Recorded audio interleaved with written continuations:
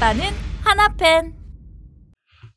오늘도 야구가 없네요. 방금 SSG와의 경기가 취소됐습니다. 자, 근데 오늘 야구는 없지만 KBO에 굉장히 유의미한 뉴스 하나가 떴습니다. 자, 프로야구 구단 결국 돈을 가지고 운영하는 거고, 이 자본주의 시대에서 프로는 돈과 뗄래야 뗄 수 없는 관계를 가지고 있죠. 근데 이 프로야구 과거 수십 년간은 구단들이 적자 운영을 해왔습니다. 그럼에도 불구하고 기업의 홍보 효과라든지 돈으로 책정할 수 없는 가치들 때문에 운영을 했는데, 작년에 프로야구가 대호황을 겪으면서 이제 각 구단도 자생까지는 아니지만 흑자 전환을 하면서 자체적으로 운영할 수 있는 기틀이 마련됐거든요.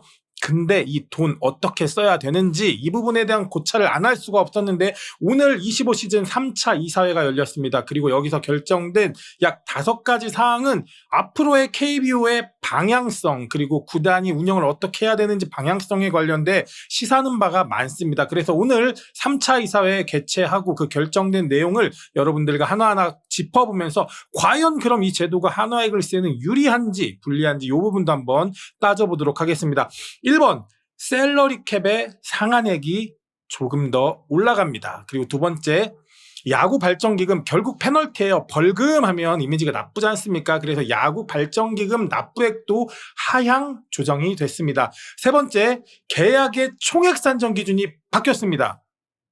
계약금을 많이 주고 연봉을 1차 년도에 수십억을 몰아주고 2, 3차, 5년도에 1억, 2억, 3억 찔끔찔끔 주는 이런 변칙적인 운용 자체가 불가능해졌습니다. 그리고 예외 선수 제도가 도입됐습니다. 이거 역시 1번과 마찬가지로 셀러리 캡의 확장의 개념입니다. 일명 버드룰이라고 하죠. NBA에서 유래된 룰인데 이 역시 한번 살펴보도록 하겠고요. 마지막으로 이 5번, 제가 1년 내내 주구장창 얘기했던 얘기입니다. 셀러리 캡 만들려면 셀러리 덤프도 만들어라, 하한액도 만들어라 라고 얘기했는데, 한미일 최초로 KBO가 하한액을 도입했습니다. 자, 야구의 이 열기가 언제까지 영원할지 모르지만 일단은 성장하고 있는 이 KBO, 이 판의 시장의 판도가 어떻게 바뀔까요?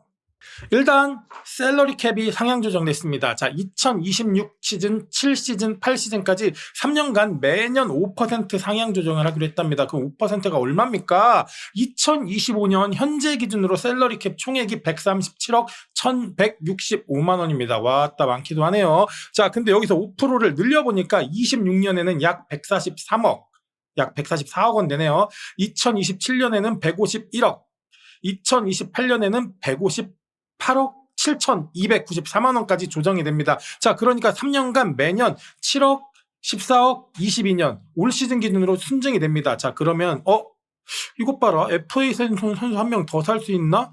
그러면은 선수 영입에 과다한 또 경쟁이 붙겠네? 라는 생각을 안 하실 수가 없죠. 한화이글스 같이 공격적인 구단은 이런 제도를 마다할 이유가 없겠죠. 자, 그리고 야구 발전기금, 즉 페널티입니다. 현재까지 KBO에서 이 야구 발전기금을 낸 팀은 유일하게 23시즌 우승했던 LG 트윈스밖에 없습니다. 근데 이 페널티를 하향 조정합니다. 자, 일단 과도한 야구 발전기금, 이 페널티가 투자 위축을 방지할까봐 줄인다고 하는데 상한액의 초과 납부를 하향 조정합니다. 자, 현재 기준은 한 번 초과하면 셀러리 캡 초과분에 대해 50%를 납부하게 되는데 이걸 30%로 줄였습니다. 2번 연속 초과하면요, 초과분의 100%를 야구 발전기금으로 내고 당해 년도 1라운드 지명권을 9계단 떨어뜨립니다. 자, 그러니까 내년도에 선수를 뽑을 권한 자체도 많이 떨어지는데 요게 초과분 100%가 50%로 하향 조정되고요. 지명권 하락은 완전히 폐지돼 버립니다. 그리고 3회 연속 초과를 했다 그러면은 셀러리 캡 초과분의 150%를 야구 발전기금으로 내고 1라운드 지명권 9단계 하락하는 게 초과분의 100%로 50% 하향 조정, 그리고 지명권 하락은 유지되는 상태로 바뀌었습니다. 자, 그럼 페널티 하향 조정한 건 뭐냐? 어느 구단이든 당해년도 혹은 내년을 위한 과감한 투자에 KBO가 제동을 덜 걸겠다는 겁니다. 자, 근데 과연 셀러리 캡 초과에 대한 부담을 모든 구단이 할까요? 이미 셀러리 캡은 꽤 늘려 놓은 겁니다. 자, 그리고 요게 또 하나 유의미한 제도인데요. 일단 예외 선수 제도를 만들었고요. 그리고 이게 버드룰이죠. 그리고 총액 제도도 산정하는 기준을 아예 바꿔버렸습니다. 자, 일단 뭐 팬 충성도 제고를 위해서 구단이 지정한 한 명의 프랜차이즈 선수. 왜 프랜차이즈라고 했냐? 매년 해서 7시즌 이상을 뛴 당해년도의 소속 선수 중에 한 명을 고릅니다. 그리고 그 선수 연봉은 셀러리캡 적용할 때 반은 잘라서 버리고 반만 적용합니다. 그러니까 우리 같은 경우는 대표적으로 류현진 선수죠. 예를 들어 류현진 선수 연봉이 20억이다. 그럼 10억을 잘라주는 겁니다. 자, 그럼 셀러리캡에서 다 내년에 7억이 늘고 류현진에서 10억이 빠진다. 그럼 17억 느는 거거든요. 그러니까 굉장히 이 풀 자체가 그릇 자체가 커진 거죠. 자, 그리고 또 하나 변형 계약을 통해서 경쟁 균형세 제도를 우회했던 팀들이 많아요. 물론 우리도 그렇습니다. 근데 이거를 이제 막습니다.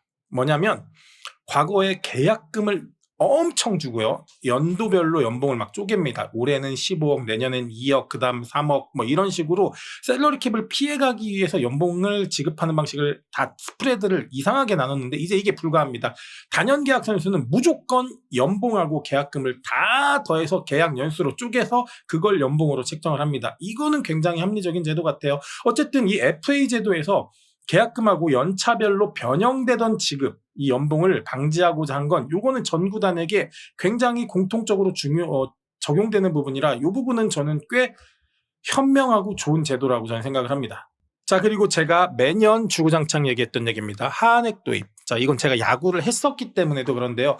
일단 리그의 재정 형평성 그리고 경쟁적인 균형 확보를 위해서 연봉 총액 하한액이 필요하다. 그리고 최저 연봉도 늘려야 된다라는 얘기를 했는데 일단 최근 2년간 구단별 보수 총액 40명을 봤더니 최하위 구단 평균 금액이 60억 6,583만 원입니다. 뭐 어느 팀이라고 말 안 해도 다 아실 거예요. 그래서 요걸 기준으로 하한액 미달 구단 뭐 1회 미달 시에 30%, 2회 연속은 50%, 3회 미달은 100%. 근데 요거 사실 많은 구단에게 별로 의미 있는 제도는 아닌 것 같은 거예요. 왜냐하면 이미 모든 구단은 저 하한보다는 상한에 관심을 두고 구단을 운영하고 있습니다. 자, 근데 요건 뭐냐? 리그 발전에 최대한 동참하는 움직임은 해라라는 겁니다. 어느 구단이라고 말은 못하겠지만 굉장히 파행적인 운영을 하고 있죠. 고액 연봉 선수들 다 날리고 저연봉 선수들만 가지고 운영하는 그러다 보니까 리그의 순위표에도 그 팀이 막대하게 어떤 영향을 제공하는 그런 팀이 있는데 그런 팀의 재생산 그리고 그런 팀의 어떤 팀 운영 기조를 막겠다는 최소한의 움직임 같아요. 자, 근데 이제 여기서 조금 생각을 해볼게요. 제 유튜브 채널의 구독자분과 이런 부분에 대해서 많이 얘기했는데 제가 그분을 통해서 생각했던 부분과 다른 부분 그리고 그분을 통해 배운 것도 있거든요. 일단 야구는 미친 흥행을 하고 있는 게 맞습니다. 네, 맞는데 그리고 모든 구단이 흑자 전환한 것도 맞습니다. 그리고 이 셀러리 캡은 각 구단이 돈을 안 쓰고 싶어서 10개 구단 이제 이사회에서 담합한 제도입니다.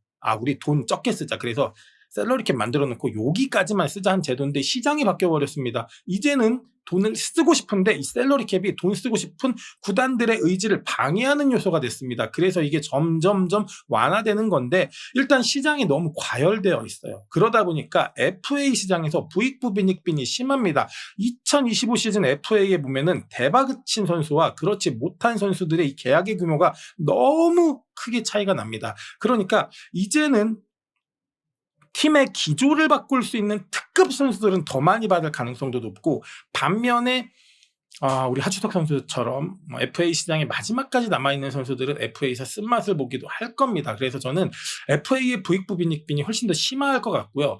그리고 또 하나 얘기해 볼게. 과연 야구가 영원히 흥할까라는 부분입니다. 이건 선수들 정말 중요한 건 KBO 리그 발전에 역행하는 행동을 해서는 안 됩니다. 팬들이 돌아서는 KBO가 되면 안 됩니다. 자, 흑자라 해도 여전히 KBO 구단은 모 그룹의 광고비의 비중이 가장 높습니다. 이게 언제까지 유지되리라는 법도 없습니다. 흥할 때 미래를 길게 예측하는 구단의 운영이 좀 필요할 것 같고요. 아시아 쿼터제가 여기서 시사하는 바가 또 있습니다. 자, 아시아 쿼터제 왜 운영할까요? 과연 고용 안정? 선수들이 더 많은 외국인들이 우리 시장에 우리의 밥그릇에 손가락 대는 게 싫어서 더 들어오면 안 돼. 근데 저연봉 선수는 들어와도 돼. 뭐 이런 고용 안정일까요? 아니면은 10개 구단에서 아직도 부족한 선수, 그 선수를 각 팀마다 한 명씩이라도 수급하기 위한 선수 수급의 문제일까요? 아니면은 구단이 돈은 더 쓰고 싶은데 외국인에게 쓰는 돈이 너무 부담스러워. 그러니 저렴한 외국인을 써보자 하는 인건비 비중 때문일까요? 이 모든 것들이 다 섞여서 만들어진 게 아시아 쿼터 제도 같은데, 이 아시아 쿼터제가 성공을 하느냐 안 하느냐는 내년 시즌 1차적으로 계산서가 나오고 성적표가 나올 것 같은데, 이거에 따라서 각 구단이 돈을 쓰는 거에 대한 부담을 외국인 선수 줄이고 아시안 쿼터제를 늘리자, 뭐 이런 움직임도 있을 거라고 저는 봅니다. 자, 그럼 마지막, 한화에 좋을까? 바뀐 제도? 무조건 좋죠. 왜냐하면 일단 투자 의지가 강한 구단 중에 하나가 한화 이글스입니다. 그리고 2025 시즌 8년 만에 가을 야구를 갑니다. 그리고 2위라는 성적표를 받았습니다. 이거는 투자의 원동력이 될 수밖에 없습니다. 내년엔 더 잘하고 싶기 때문이죠. 그리고 한화는 언제나 리그에서 강력한 바잉 구단이었습니다. 선수를 놓치지 않아요. 그리고 무조건 영입을 하죠. 그리고 한화는 여전히 모든 포지션에서 조금은 부족한 풀이 있습니다. 그러다 보니까 주요 포지션에 좋은 선수를 영입하려는 움직임은 앞으로 지속될 겁니다. 다만 올 시즌 성적에 따라서 이 주요 선수들에 대한 평가, 그리고 연봉 인상 대상자들은 굉장히 많을 겁니다. 모든 선수들이 올 시즌 2위라는 성적에 기여를 했기 때문에 새로운 연봉 셀러리 캡이 늘어나는 걸 새로운 선수를 데려오는 데 써야 되는데, 기존 선수들에게 더 줘야 되는 데 쓰면은 사실상 허들에 한 번은 부딪힐 수도 있다는 생각을 해보고요.